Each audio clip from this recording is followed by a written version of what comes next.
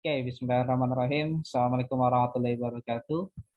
Pada kesempatan kali ini saya akan melanjutkan penjelasan materi untuk pertemuan ke-10 mata kuliah pengelolaan bahan buangan berbahaya, di mana pada kesempatan kali ini kita akan membahas mengenai penimbunan limbah B3. Pada pertemuan sebelumnya kita membahas bagaimana pemanfaatan sebagai suatu kewajiban penghasil limbah B3. Itu salah satunya adalah melakukan pemanfaatan limbah B3 baik yang dilaksanakan atau dilakukan langsung oleh si produsen atau nanti diberikan kepada pihak ketiga. Jadi pemanfaatan sendiri ada beberapa bentuk, apakah dia menjadi bahan substitusi sebagai bahan baku atau sebagai sumber energi, dan lain sebagainya. Ada beberapa contoh karakteristiknya juga yang dimanfaatkan dengan berbagai macam sumber, dan beberapa contoh pemanfaatannya sudah kita bahas pada pertemuan sebelumnya. Kemudian kita juga sudah selesai membahas bagaimana cara kita melakukan pengolahan limbah B3 itu sendiri. Jadi ada beberapa bentuk pengolahan limbah B3 baik secara fisik, secara kimia, secara biologi, ataupun kombinasi dari ketiganya, di mana pada dasarnya kunci utama pengolahan di sini adalah untuk menurunkan faktor risikonya atau menyingkirkan faktor risikonya. Di mana dalam pengolahan setidaknya ada dua teknologi yang utama yang lebih banyak digunakan. Yang pertama adalah dengan menggunakan thermal atau dengan pemanasan atau pembakaran. Yang kedua adalah dengan stabilisasi dan solidifikasi. Yang secara umumnya kalau kita berbicara terkait dengan teorinya, dengan berbagai macam karakteristik limbah B3, maka nanti kita juga bisa memahami atau mempelajari beberapa teknik fisik secara kimia, seperti absorpsi, neutralisasi, ataupun secara biologi seperti sistem anaerobik, activated sludge, atau rotating biocontactor, dan berbagai macam hal lainnya yang sebenarnya nantinya bisa dimanfaatkan dengan baik terkait dengan terkait dengan pengolahan limbah B3. Kemudian sebagai kelanjutan pembahasan kita sebelumnya, pada kesempatan kali ini kita akan membahas bagaimana proses penimbunan limbah B3 sebagai salah satu bentuk pengolahan limbah B3. Secara tahapannya sebenarnya memang tidak secara keseluruhan limbah B3 nantinya akan ditimbun. Bisa jadi setelah proses pengolahan, keseluruhan dari limbah B3-nya itu memang selesai diproses. Meskipun memang pada kenyataannya teknologi yang berkembang sampai dengan saat ini masih memerlukan atau membutuhkan adanya proses penimbunan, karena masih adanya residu-residu dari proses pengolahan biasanya. Sehingga masih diperlukan proses penimbunan sebagai salah satu langkah pengelolaan limbah B3. Yang menjadi pembahasan kita pada kesempatan kali ini itu dimulai dari secara umum penimbunan limbah B3 di Indonesia dan beberapa teknologinya. Jadi khususnya kita akan membahas bagaimana persyaratan teknis terkait dengan penimbunan limbah B3. Secara definisinya, penimbunan limbah B3 adalah kegiatan untuk menempatkan limbah B3 pada suatu fasilitas penimbunan, di mana kegiatan penimbunan ini tidak membahayakan baik itu kesehatan manusia ataupun lingkungan hidup. Jadi aspek utamanya adalah proses penimbunan, di mana tetap kita menjaga adanya resiko bahaya baik terhadap manusia ataupun terhadap lingkungan hidup.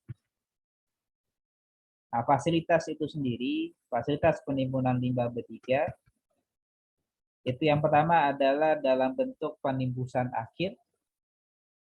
Yang kedua, dalam bentuk sumur injeksi.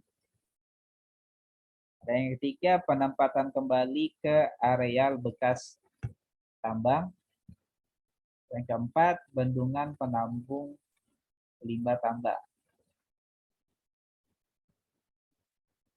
Kemudian fasilitas-fasilitas tersebut juga nantinya bisa dibagi menjadi beberapa kelas, mulai dari kelas 1 sampai dengan kelas 3, dengan ada nanti karakteristiknya masing-masing. Kemudian secara umum, terkait dengan syarat-syarat lokasi penimbunan limbah B3, yang pertama adalah lokasinya bebas dari banjir. Kemudian harus diketahui beberapa karakteristik terkait dengan permeabilitas tanahnya. Jadi permeabilitas tanahnya harus kurang dari 10⁻7 cm per detik untuk kelompok yang kelas 2, 1, dan 2. Kurang dari 10⁻5 untuk yang kelas 3. Standar permeabilitas tanah ini dikecualikan bagi sumur injeksi, di penempatan kembali di area bekas tambang, atau di bendungan penampung limbah tambang. Kemudian syarat yang ketiga, daerah yang secara geologisnya stabil, tidak ada potensi gempa bumi contohnya, atau adanya celah keretakan yang terbuka nanti. Kemudian daerah yang tidak rawan bencana dan berada di luar kawasan lindung. Kemudian lokasi tersebut juga tidak berada di daerah resapan air tanah, terutama air tanah yang nantinya memang digunakan untuk air minum.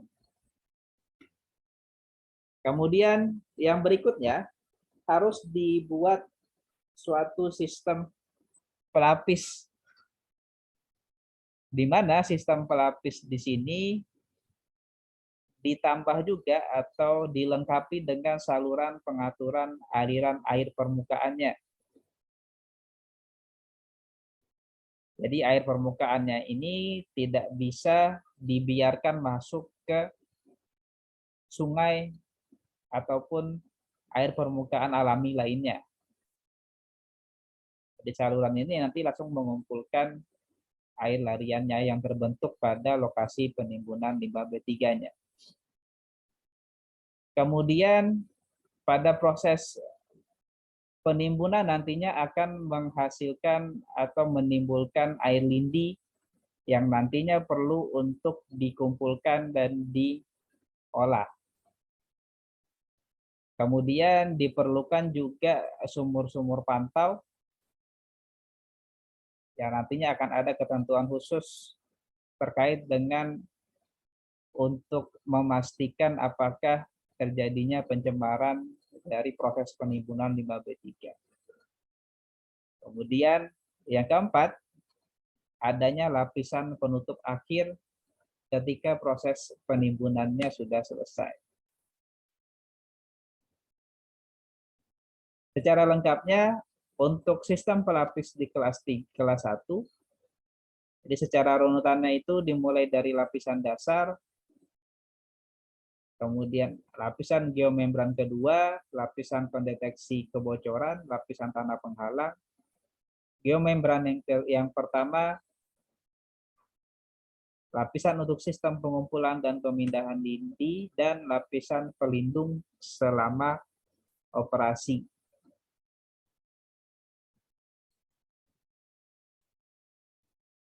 Kita akan coba bahas satu persatu dari lapisan tadi. Yang pertama, untuk lapisan dasar adalah lapisan tanah lempung yang sudah dipadatkan ulang. Kemudian nilai dari konduktivitas hidraulik lapisan tersebut adalah 10⁻⁷ sampai dengan 10⁻⁶ cm per detik, dengan ketebalan dari lapisannya adalah lebih dari 1 meter.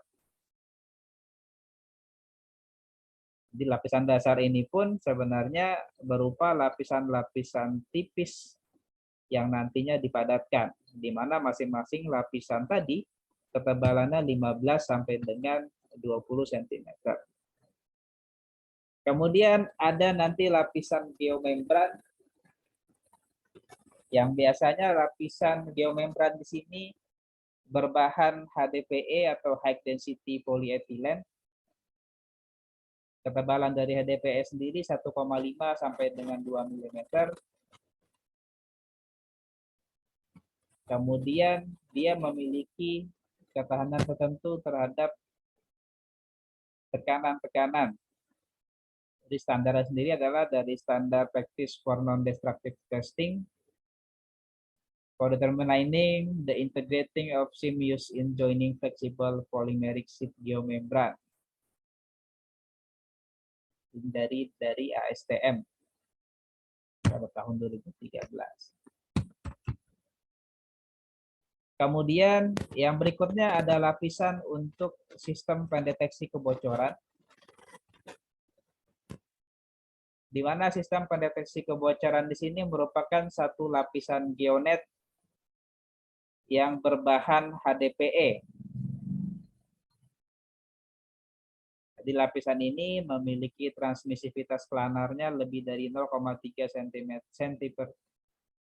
cm persegi per detik. Kemudian komponen teratasnya berupa non-woven geotekstil yang nantinya dilekatkan pada geonet tersebut. Lapisan ini dirancang dengan kemiringan tertentu sehingga nanti bisa bertindak sebagai pengumpul lindi yang nantinya dihasilkan. Kemudian lapisan berikutnya adalah lapisan tanah penghalang sebagai tanah liat yang dipadatkan dengan konduktivitas hidroliknya 10⁻⁷ dengan ketebalannya lebih dari 30 cm. Atau kalau tidak menggunakan tanah liat, bisa menggunakan GGL, GCL, atau Geosynthetic Clay Liner, biasanya berbahan bentonit, yang diselubungi oleh lapisan geotekstil dengan ketebalannya lebih dari 6 mm.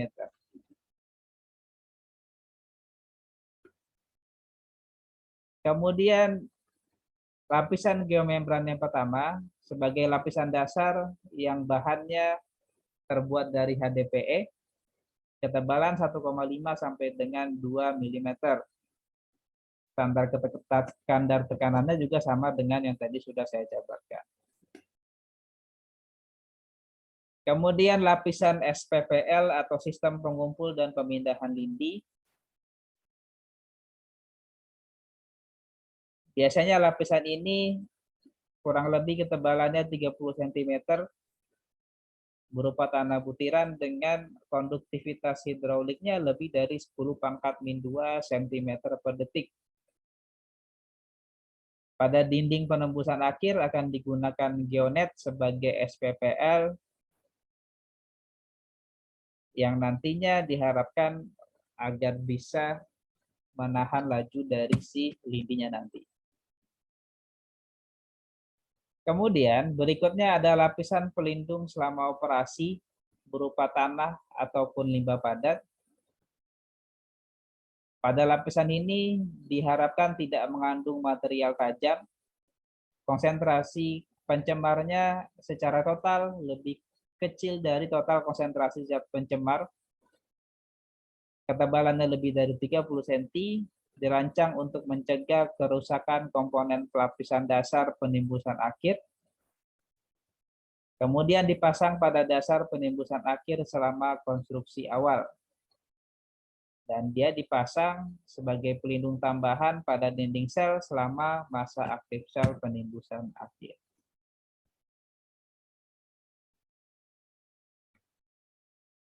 Kemudian ini perbedaan yang lainnya terkait dengan di kelas 2 dan kelas 3. Jadi yang paling lengkap tadi di kelas 1. Jadi kalau kalian lihat di sini ada beberapa perbedaan antara sistem pelapis di kelas 2 dan kelas 3.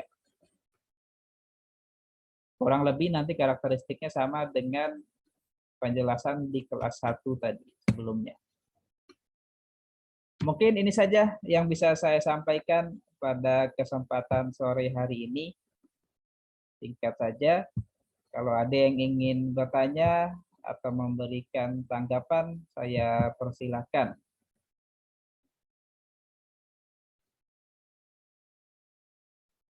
Apakah sudah cukup jelas? Insya Allah cukup, Pak. Oke. Kalau begitu sebelum saya akhiri, seperti biasa ada beberapa pertanyaan. Silakan dicatat terlebih dahulu pertanyaannya untuk nanti dijawab setelah penjelasan materinya selesai. Silakan persiapkan dulu catatannya.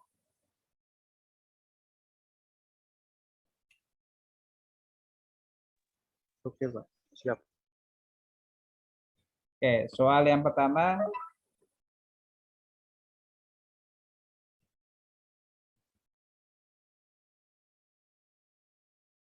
Sebutkan syarat-syarat lokasi penimbunan limbah B3. Sebutkan syarat-syarat lokasi penimbunan limbah B3.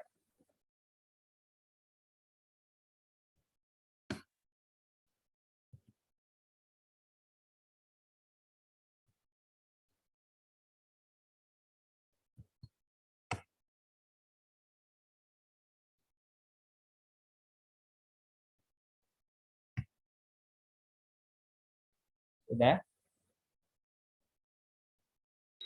Sudah, Pak. Yang nomor 2,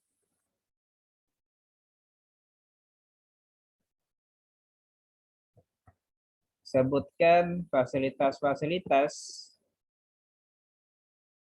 yang harus disediakan pada lokasi penimbunan limbah B3. Disebutkan fasilitas-fasilitas yang diperlukan pada lokasi penimbunan limbah B3.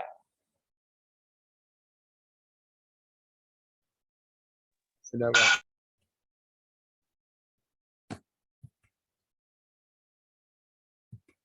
Sudah? Sudah. Nomor 3,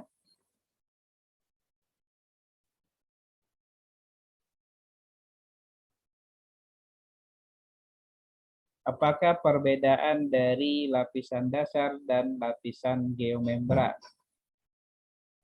pada sistem pelapis penimbunan limbah B3? Pertanyaan nomor 3, apakah perbedaan lapisan dasar dan lapisan geomembran pada sistem pelapis penimbunan limbah B3?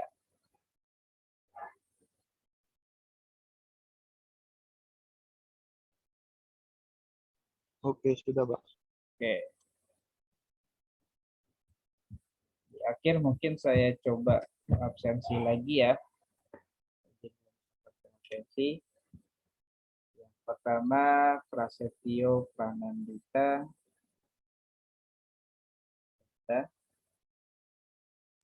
Ini, Pak. Oke, Wahyudi. Hadir, Pak. Terima kasih. Setelah ini kita Hadir, lanjut Pak. lagi ya.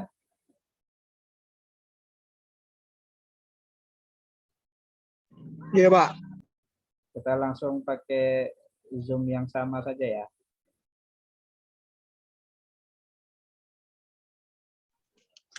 Iya, Pak. Oke, kalau gitu saya tutup dengan hamdalah. Alhamdulillahirabbil alamin.